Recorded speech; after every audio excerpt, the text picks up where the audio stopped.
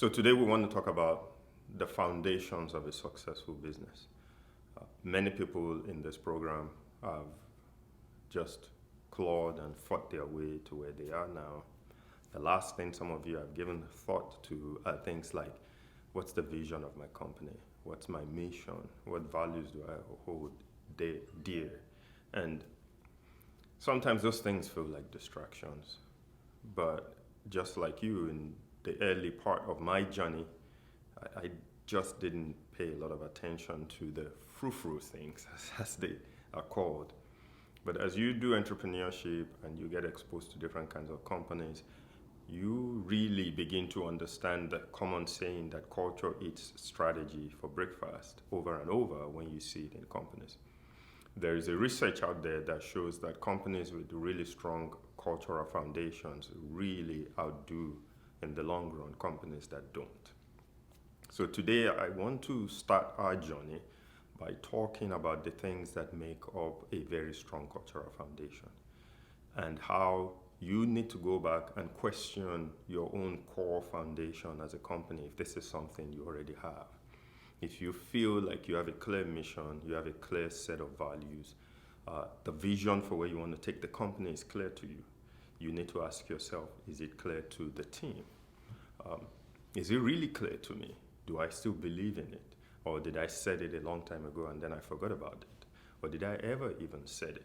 So in my journey, we had a very strong culture at the beginning of Theranest. We did not put in some of the things I'm going to talk to you about today as we grew very fast. And it became a challenge for us. It started affecting our growth. It started affecting the kind of people we hire. It started affecting the team dynamics. And we had to go back and do a lot of work to fix a lot of things that began to break. And in many of the companies I advise and I invest in today, this is something I really emphasize as pretty important to success. So when we are talking about the core foundational issues, the things I want you to go back and question and revisit as the beginning journey for your company, I'm talking about mission, vision, values. I'm talking about your ideal customer. What's your unique value proposition? What's the cadence of running your business? Those are the things I'm talking about. What's your idea of the organization of the future? The team of the future that you need to build? What does that need to look like? And then what are the rituals that guide how you run your business? What are the weekly rituals? What are the meeting rituals? What are the monthly and quarterly and annual rituals that give everybody clarity and set a clear direction for where you're trying to take the business? Those are the core foundations that I want us to take a look at and revisit. Because what happens when you set the right foundation is that the team actually rows in the same direction and it becomes this really powerful force for building your business. You know, there's this common saying, and many people have said this in various forms. If you do not know where you're going, you'll probably end up somewhere else. And that is why the foundation is really important. So let's take mission. When we talk about mission, mission is what you're doing for others. Why do you do what you're doing now? What's the human value of the things you do every day in your business? That's mission. And in the Exit Ready program, we're going to give you the tools to really go back and revisit your mission and say, does everybody know why we do what we do now? What we want to accomplish with what we're doing now in the short term, every day, day by day. And then when you talk about vision, vision is focused on you. So while mission is focused on other people and what you're trying to do, while mission is focused on what you're doing as a person for others, vision is focused on where you want to be as a company, typically 5, 10 years. Many people are familiar with the concept of the BHAG, big, hairy, audacious goals, which is talking about where you want to be 20, 30, 40 years out. This huge thing you've put ahead in front of you that you want to get to. But as part of the core foundation, it's not just things like BHAG, but it's also things like short-term goals, quarterly goals, annual goals. Those are all part of the core foundation of the business. So again, the mission is short-term, focused on the actions you're taking today to create value for someone. The vision is where you want to go. The values are the required behavior and traits that are going to help you accomplish your mission and get you to where your vision is. Those are the values. There are bad values, but the values of every company don't have to be the same. And some companies can even have opposing values and still get to their vision and accomplish their mission as long as the values help them to get to where they're trying to go. So you take some companies and they may value significant autonomy for the team. And that's very important for what they're trying to accomplish. And some companies may have to emphasize autonomy less and emphasize certain levels of rigidity more. And that's the value system there, but it gets them to where they're trying to go. You want to make sure there is no mismatch between the value system and the mission and vision. So those are the core foundations. You're going to get the vision worksheet and the mission worksheet and the values worksheet to help you know how to put these things together with your team, and then you re-emphasize them pretty frequently. So those are some of the core foundation things. As part of your core foundation as a business is what makes you different. So you do not win because you're the best version of the software you have. Many people do not win because they're the best, even when they are the best. But most companies win because they're different. They're different for a unique customer. That's your ideal customer. You have found a unique value proposition for your ideal customer. So you can see how this works. You have a goal, you have a set of goals, you have a core set of values that guide you to help you get to your mission, to help you accomplish your mission and get to your vision. To get there as a business and be successful, you have an ideal customer that you serve with a set of value propositions that make you different. So different wins, not necessarily best. Now, if you combine best and different, you're in a class of your own. So when you think about companies that we all know, and many of us, we give the same examples because they work, like an Apple. Apple started different and then can also now be arguably said to be best. So they've combined different and best. When the iPhone first came out, I remember those days, I was in the corporate world and the corporate IT teams were like, no way, Jose, on these phones. They were not as easy as the BlackBerry to type on. They had this flat screen. They couldn't really connect to the security systems on the back end. You couldn't easily write applications for them for the business. So they weren't the best from the definition of the heavy users of corporate phones, but they were different. They had the Gorilla Glass. They were uniquely designed in a very different way, and they appealed to a particular type of customer, that very design-conscious customer that was looking for sleek and unique and different. And over time, they became best as the market adopted them. So you think about your business, and as part of your core foundation as a business, you're asking yourself, who is the customer that I can give a promise to and a guarantee to because of how I deliver my product that makes me pretty different for this customer and pretty unique in how I deliver value for them. So again, recap. You have a clear set of goals you're trying to accomplish. You have a value system that helps you accomplish your mission and get you to your vision.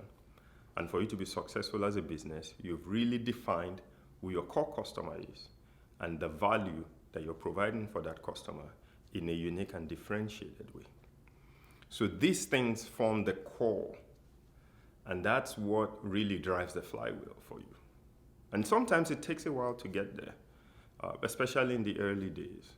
But if you look at your business today, and many of you are north of $1 million in revenue, you can really look at your customer profile. You can start doing the work within the set of customers that you have to say, hey, which of my customers are happiest with what I'm delivering? If I had to segment out my customer groups, which one of them would tell me that if I stopped existing today, life gets very difficult for them? That starts giving you insight into which of your customers you're uniquely positioned to best serve. And you can start crafting who your ideal customer is and the unique value proposition you're giving them. So whether it's in the early days or you're at 1 million or you're at 10 million or 50 million, these things are always important. It is always necessary for you to have a clear definition of who your customer is and what makes you different in how you serve them. The success of any business is really determined by what competitive advantage they can give themselves. And many times it is just very hard to have a sustained competitive advantage over time as a business. This thing that you do that nobody else can do. Because we live in an age where whatever you do can be easily copied. What's hard to copy are these cultural foundations that continually drive innovation in your business, that continually drives high performance in your business. And the combination of the innovation and the high performance and the right people in the right seats actually start creating that competitive advantage for you, so that even if competitors are trying to copy what you're doing, they can't copy who you are and how you do what you are. So that's why we start this journey from the core foundation. But how do you maintain it? How do you keep the thing that's the main thing, the main thing? This is part of the cultural foundation. This is where you now start thinking about the rituals and cadence of the business. So I'm giving you, in a sense, the outline of how to build an engine that drives your business forward. The cadence of the business is, what do you do weekly as weekly rituals? What do you do when you set goals to hold yourself accountable on a weekly basis? How do people know what to do on a day-to-day basis? How does that translate to monthly goals? How does that translate to quarterly actions and goals? How do you set annual plans? How do you clarify the direction for the team? Those are the systems in the business. And the system needs to be the hero. You know, there is a tendency for us as leaders to want to be the heroes in the show, for us to be the stars. But if you have to be the star, if nothing great can happen without you, you have a problem. The system needs to be the star. Your team operating through the system that you've built, through the rituals, through your cadence of doing things, it's the star of the company. And then you build tools around it. You really think about the company the way you think about civilized societies, about civilization. What makes us unique as humans? What makes our civilization continually better over time? It is the ability to create tools that are ideal for the job. So as you build this system, you start thinking about the tools that help you ritualize the things that help you win. How do you do one-on-ones? Because that's the beginning foundation for your culture, for your ritual. That interaction between you as a leader and your team. What's the cadence for one-on-ones? What's the profile for how you do one-on-ones? How do you make sure your one-on-ones are effective? And how do you do weekly meetings for accountability and results orientation? If it's a sales team, how do you hold the sales team accountable? And how do you coach people? How do you correct people? How do you redirect when people are going in the wrong direction? What's the weekly cadence like in the business? How do you meet to plan quarterly? How do you meet to plan annually? All those things form the cultural foundation of the business to help the team focus on the key mission, the key goals, the vision you're trying to get to. That is the foundation that we're going to start from. When we're done with the foundations, you will have full clarity around your mission, your vision, your values. You will have full clarity, at least initial clarity, around your best customer, your most ideal customer. You will have full clarity around how you best serve them, what makes you uniquely qualified to serve them, what is the key guarantee and promise you can give them as a business that makes them pick you first. Who picks you first? That's the question you're trying to get to. That's the question you're trying to answer. Who picks you first and why do they pick you first? So that's the foundation journey that marketing and sales and customer experience and everything else that makes a business, the deployment of financial capital, that's the thing that starts it and then guides us along the journey here. So excited to be part of this foundational journey for you. really looking forward to what this means for your business.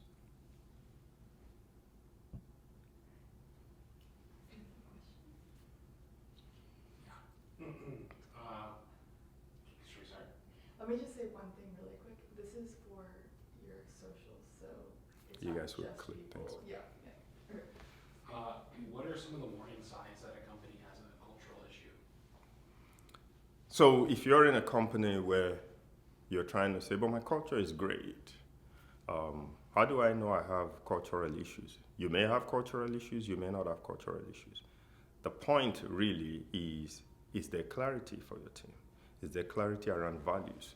Does everybody know what behavior is rewarded and encouraged and what behavior is punished and how you hold each other accountable? Now, if you want to know whether you have cultural issues on your team, you can ask yourself this question. If you're gone for 2 weeks, how many issues are going to be unresolved on your team? Will your leadership team not kill each other while you're gone for 2 weeks? Will you come back in 2 weeks and the things you guys said you were going to accomplish are still going to be on track and everybody will know what those things are? Because sometimes cultural issues are not always negative. Cultural issues can just mean the team is not rowing in the right direction. So when we talk about cultural issues, many times people think negative stuff, and they're like, we don't have any cultural issues. Everybody gets along. Everybody likes each other on the team. We're not in the business of just getting along and liking each other. We're in the business of accountability. We're in the business of vulnerability. We're in the business of knowing that if I mess up, my colleagues are going to tell me that I've messed up. And they're going to help me be successful because we all know what success looks like. And they can help me get in the right direction because we're all in it together. So when you're thinking about cultural issues and thinking, do I need to worry about this or not? Don't just think, oh, do people gossip on my team? Do they backbite? It goes beyond that. It is, are we all aligned? Are we all vulnerable with each other? Do we all trust each other? Do we have high mission focus and high trust? That's the key to a team that is culturally sound.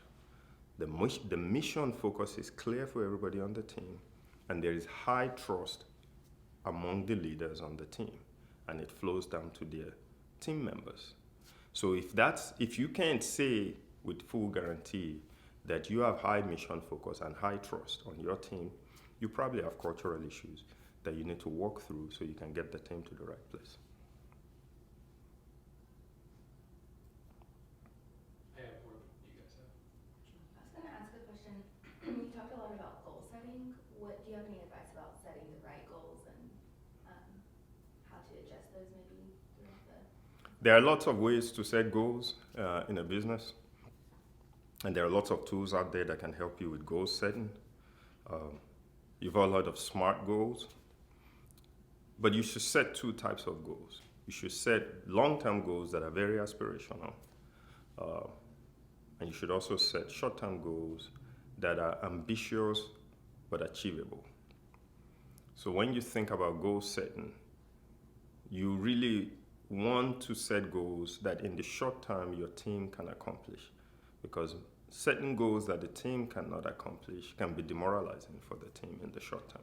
So in the short term, you want to set goals that the team can accomplish. But you don't want to sandbag. You want to set accomplished.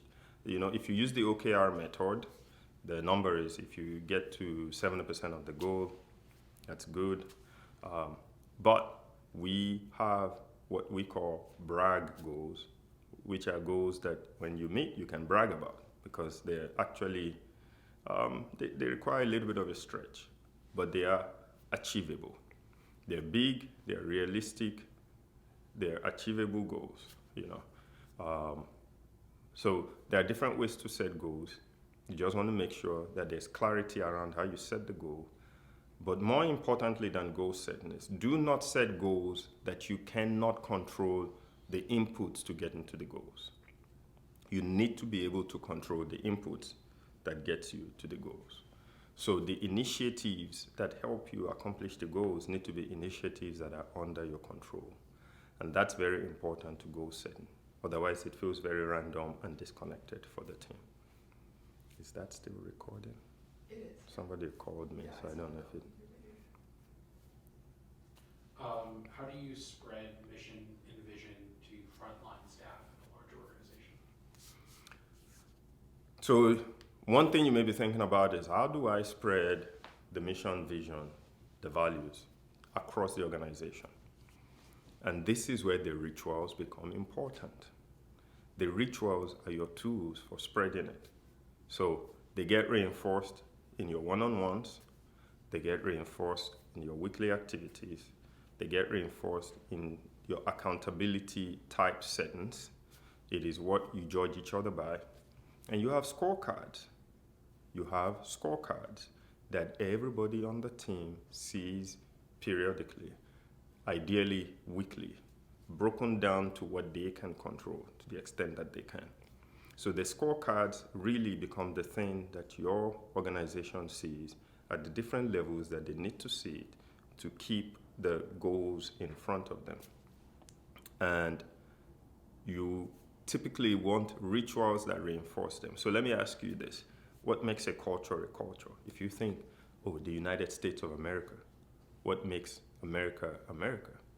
It's not just the name of the country. It's the things we do together as people. It's these rituals we have as a group of people. What do we do around Thanksgiving? What does July 4th mean? Barbecue, fireworks. Those things repeated over time really become the fabric of the community, of the organization. It is not much different in a business and an organization of any kind. You have these rituals that have activities around them. Some of those activities can be accountability oriented, they can be celebration oriented, they can be rewards oriented, they can just be coaching oriented, and all those things combined within a system is really what pushes the mission, the vision, the values down the chain to everybody in the organization so that you're all on the same page. Does that answer your question? Mm-hmm. So the CEO's work is all consuming, is the point, which is why it's very hard to be the CEO of multiple companies, because you really have to dig in and do this work at the highest level and make sure that other people are doing it at each level throughout the organization. It is all consuming. And it is putting in the work that helps you get the success that you need. If I'm a leader or a stakeholder in a company and some of my co-owners or other leaders think that mission and values is frou-frou and a waste of time, how do I build consensus or evaluate next steps? So if you're in an organization where there are multiple leaders, maybe multiple founders, and you believe in questioning your core foundation and revisiting it periodically and making it strong, but you have a group of people that think, this is just frou-frou, this is a waste of everybody's time, nobody cares about mission, vision, and values, let's just go get the work done. You have two things. You either have a situation where you have not fully convinced them of the importance, and the leaders need to get on the same page and maybe start sharing the same knowledge set so that they get to the same place, and look at what books should they read. Do they need a leadership coach to kind of help them come together as a team?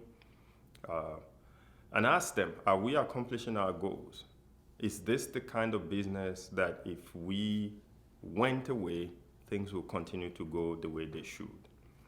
Ask key questions. If we ask our people, are they clear about the direction of the business and why we exist and where we want to be 3-5 years from now? Will the answer be unequivocally yes?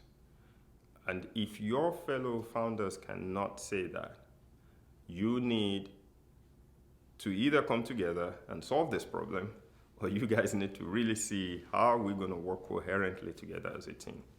Because at some point, your ability as a CEO, as a founder, to use your own personal force of nature to corral the team to keep doing the things they need to do is going to diminish.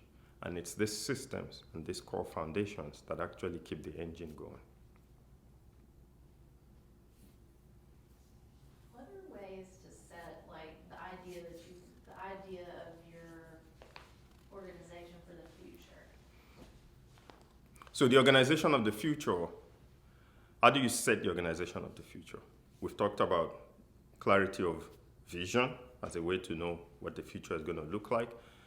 But a key part of building the organization of the future is building the team of the future. So the people are key to the organization of the future. When you sit down and say, where do we need to get to? And what are the things that need to happen? Then you also have to ask yourself, what kind of people and skill set do we need to get there? And when you're doing this, you want to make sure that you do not focus on the people that you have now. You focus on the skills and roles you need to fill. So when you build your organizational chart for the future, don't build it with the current people in the boxes. Build it with the things you want to accomplish and the skill sets you need as what guides building that organization of the future. And then it becomes your job as a leader to find the right people to put in the right seat over time as your company evolves within that organization of the future that you've built. If you make the mistake of saying, these are the people I have, where do I fit them? You're going to set yourself up for failure because you may not have all the right people yet. You may even have you may even have wrong people currently. Or you may have people that their skill set matches for certain things, but not the things you need to get to where you're trying to get to. So as you think about the organization of the future, my recommendation to you is to not fit in the existing people you have, but let what you're trying to accomplish and the skills you need and the kind of people you need be what guides you to design that organization of the future. And then part of your job as a leader is to fill the seats over time with the right people, whether that's internally through your organization because you're coaching them up and giving them the skills they need, or you bring somebody externally that fits your values and are the right people to join what you have to go build what you need to build. At its core is people. When you're hiring, how do you ensure that they align with your culture and values? So hiring is a key component of success going forward. So some of these won't really fit into it's around. So hiring is a key component of being successful as a business. And the question you get many times is, hey, how do I know that the person I'm hiring is going to be a fit? It's going to be able to match where I'm trying to get to. The first thing is, are you clear about what your values are? Are you clear about what your mission is? Because if you're not, it becomes very hard to know whether the person you've gone to get is the right person that you need. So there are the skills needed, there are the value systems needed, and then you need a system of hiring that helps you know. To a good extent, it's very hard to hire 100% accurately all the time, but you need a system. Again, you let the system be the hero. You need a system for evaluating the right skills and the value system of who you hire. And in every company that feels different, even within a company, within different functional areas that feels different. So it becomes your job as a team to craft the system that the prospect walks through to get to the ideal destination. So the funnel you need in your business is not just a funnel to acquire customers. You know, when you have a customer funnel, you have all the people coming in, you try to narrow it down to ideal customer, and then you try to give that ideal customer what they want. You are doing the same thing for talent. You have a talent funnel, and then within that talent funnel, there's the ideal hiring profile, You need to describe as a team what the ideal hiring profile will look like for the seats you're trying to fill. And try as best as possible, whether that's through assessments, whether that's through tests, whether that's one-on-one conversations, to answer the question of, does this person fit my ideal hiring profile? It's a team effort, and sometimes you're going to get it wrong, but you tweak the system and you keep going, and it helps you fill the seat with the right people over time.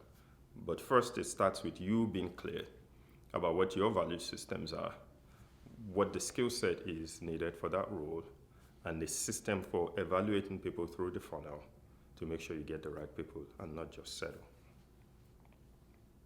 I have two sort of questions that are linked about core customers. Let me make sure my forehead is not shiny. You look good. Okay. First, if you don't have enough customers yet, how do you know who your core customer is? And second, if you have customers but don't know enough about them, don't have relationships with them, you don't know why or who likes you the most, how do you figure it out? So this is an early stage question around, I don't have customers yet. How do I know who my ideal customer is? But this is why you begin with the problem in mind. So part of the validation journey at the beginning is clarity around the problem. What is the pain I'm solving? And there is a framework we try to use at HVL and in general. And sometimes we miss it, but if you try to keep this framework in mind as you kind of sift through who's my ideal customer, here is what it kind of looks like. Who am I uniquely positioned to solve a problem for? Is that problem painful, frequently painful, in a way that affects that person often? And is that person somebody that can influence decision making to take that pain away? And if we take this pain away, does it affect as many people as possible in the organization? And does it make the organization's life better if we take this pain away? Because then you get more buy-in. So as you kind of do the validation process, this becomes the hard questions you want to ask yourself. Like, who feels the pain? How frequently do they feel the pain?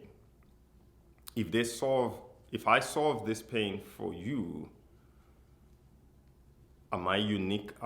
Do I have a unique way to continue to solve this pain in a better way for you over time if I can keep up my innovation cycle? Or is this just a simple tool I give you, solves the pain one time and it's gone, even though a lot of people have the pain? So there are lots of questions you want to ask in that process, but this is the validation process. And it's not really black and white. But the thing you want to keep in mind is, who's feeling the pain? How broadly in the organization are they feeling the pain? Is taking away this pain going to help your customer serve their customer better? That's also very important. So when you're evaluating the pain, if I solve the pain for my customer, does it help my customer serve their customer better? Or is it just something personal for my customer? The pain that helps your customer serve their customer better is a better pain to solve because it helps their business get better. And by helping their business get better, you get more leverage. So again, you think of technology as a tool to do a job. And when you're thinking of technology as a tool to do a job, you say this technology that I've built, this solution that I have, as a tool in this organization, does it make the organization better? Does it affect as many lives in that organization as possible? Does it get used frequently in that organization because this pain is frequent? So those are all the things you want to ask yourself. You also want to ask yourself, does it affect the decision maker or somebody who can influence a decision maker? And what I need to solve this pain,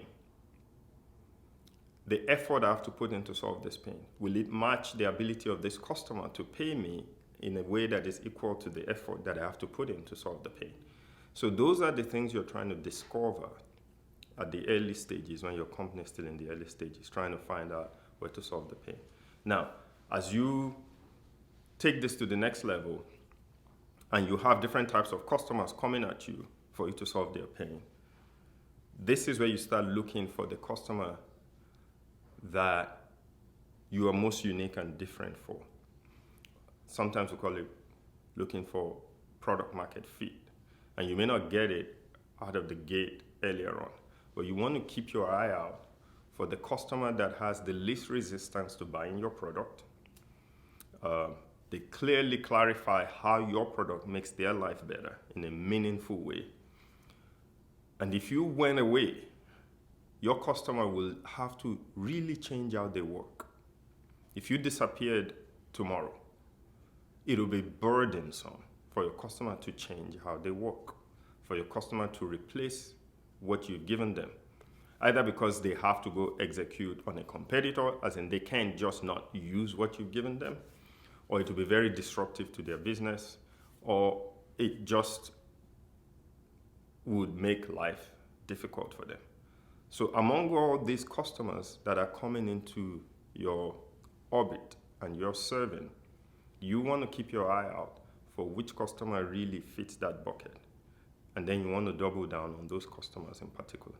This is the journey to product market fit. And the tool you can use to really evaluate this over time is the product market fit survey. As you take the product market fit survey in different formats, you can tease out information around which customer is your most ideal customer. At the end of the day, what matters is that you continually innovate in how you deliver a product to the customer and how you serve that customer. And as you do that, you have these conversations that give you insight into what next and who am I serving, what's important to them, how big of a problem am I solving, how big of a pain am I taking away, how broadly is it affecting people in the organization. But this is a journey. Customer discovery is a journey.